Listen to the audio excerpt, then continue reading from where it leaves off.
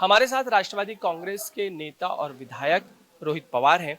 सबसे पहला सवाल यही कि नीतीश राणे जिस तरीके से ट्वीट करते हैं और लेटर लिखते हैं साइबर क्राइम को, और जो जिक्र कर रहे हैं कि तकरीबन 400 से ऐसे कई अकाउंट्स हैं जो पाकिस्तान से या बाहर के देशों से हैं, क्या गजवाए हिंदी के लिए सारा कुछ चल रहा है? जो कुछ आंदोलन हुआ था उसके ऊपर ये सवाल खड़े करते हैं, खासकर जो धर्मेंद्र प्रधान के कई ऐसे एआई वीडियोस सामने आए जिसमें वो खुद अपने जो उन्होंने इस्तीफा दिया उसके बारे में बोलते हुए नजर आ रहे हैं, वो फेक है उनका कहना है।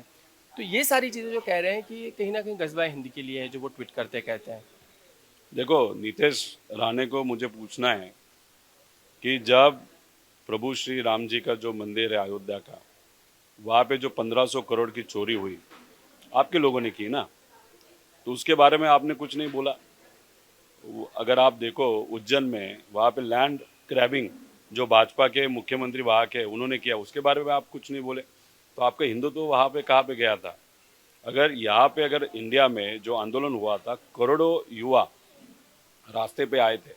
रास्ते पे जो युवा आए थे वो तो क्या बाहर से इंपोर्ट तो नहीं किए थे, इंडिया के लोग थे, और कोई एआई जनरेटेड नहीं थे। अभी ये जो अकाउंट्स होंगे आप इन्वेस्टिगेशन करो ना, आप बाहर का एक आध दूसरा अकाउंट होगा, और एक दो अकाउंट से लेके अगर आप उसको लिंक ये बच्चों को, भारतीय बच्चों को अगर करते हो तो ये गलत बात है। ये क्या है कि ये जो नीतीश राणे हैं वो खुद के दिमाग से कभी काम नहीं करते, उनको ऊपर से फ़ोन आता है और कुछ भी बक डालते हैं। उनका जो बोलने वाला जो नेता है वो कौन है, आका, वो एक्चुअली देखना पड़ेगा। लेकिन उनका जो स्टेटमेंट है और क्या अभी है, कल से अगर आप देखो तो भाजपा के सब नेता मंत्री उनको ऊपर से आदेश आया है कि अभी आप मोदी साहब की बाजू ले लो, धर्मेंद्र प्रधान की बाजू ले लो, और कोई भी हालत में बच्चों का ये जो आंदोलन था उसको बदनाम करो।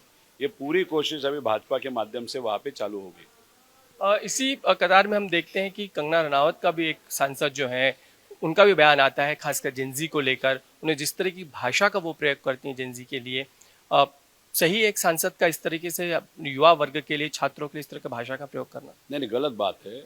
अगर आप नए पीढ़ी के लड़कियों के बारे में अगर इस ऐसा स्टेटमेंट करते हो तो ये गलत बात है। मतलब आप एक्ट्रेस हो, अभी आप एमपी हो, ये क्या पिक्चर नहीं चल रहा? यहाँ पे लोग रास्ते पे आए थे और उन्होंने खुद मिलके इस अहंकारी सरकार को वहाँ पे झुकाया है, और उनके बारे में अगर आप ऐसा स्टेटमेंट करो तो गलत बात है। मुझे तो कहना है उनका कोई भी मूवी आए तो उसको बाइकआउट करने की वहाँ पे ज़रूरत है।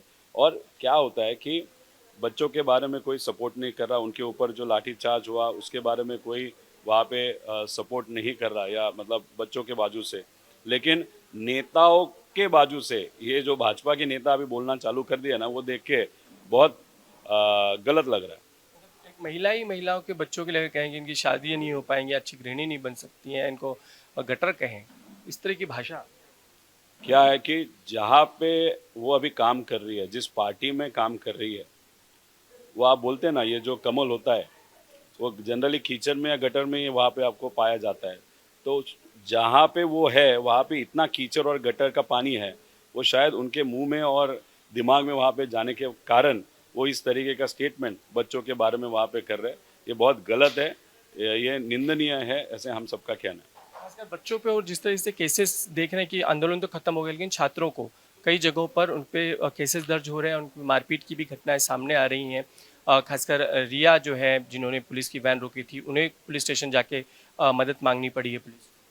नहीं, देखो अभी बहुत केसेस में बच्चों को पुलिस स्टेशन बुलाया जाता है, वहाँ पे जानबूझ के बहुत टाइम रुकाया जाता है। एफआईआर भी बहुत सारे केसेस में हुआ है। अभी मुंबई में अगर आप देखो तो 1500 से ज़्यादा बच्चों के ऊपर अभी केसेस है।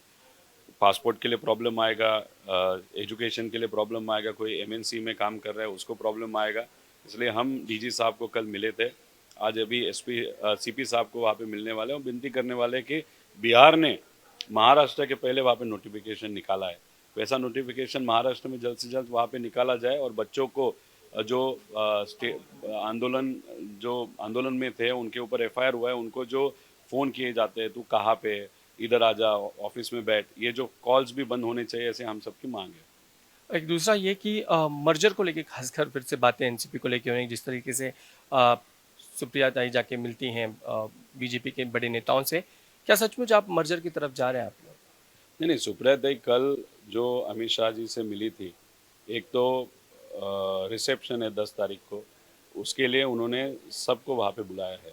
मतलब वो अपोजिशन लीडर हो या सत्ताधारी हो, सबको जो मुंबई नहीं आ पाए, उनको सबको विनती वहाँ पे की है। इसलिए उस फोटो को, इस मीटिंग को, अब कोई भी ऑफिशियल पार्टी की मीटिंग थी ऐसे मत समझिएगा, वो पर्सनल रिसेप्शन को बुलाने की मीटिंग थी। चर्चा जो ये भी चल रही है राजनीतिक गलियारों में कि ऊपर से आदेश आ चुके हैं कि दोनों पार्टियां एनडीए का हिस्सा बन सकते हैं आप भी, और तैयारी रखिए कि राष्ट्रवादी कांग्रेस शरद पवार गुट साथ में आ सकता है।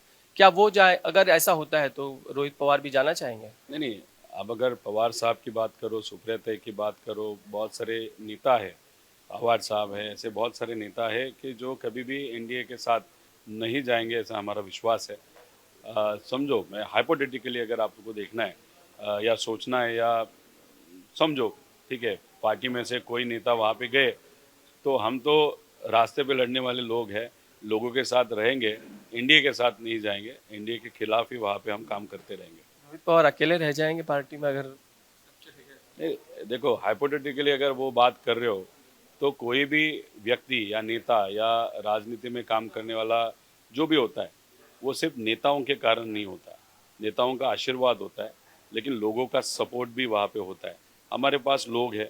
पवार साहब की जो भी ग्रोथ आज तक हुई थी, वो सिर्फ और सिर्फ महाराष्ट्र के लोगों के कारण हुई। पवार साहब ने जो संघर्ष किया, उसके कारण लोगों ने उनको सपोर्ट किया। तो पवार साहब का तो मार्गदर्शन हमारे ऊपर है ही। पवार साहब हमारे साथ रहेंगे ही, और लोग भी रहेंगे, इसलिए हम किसी से डरते नहीं। धन्यवाद उनसे बातचीत करने के लिए।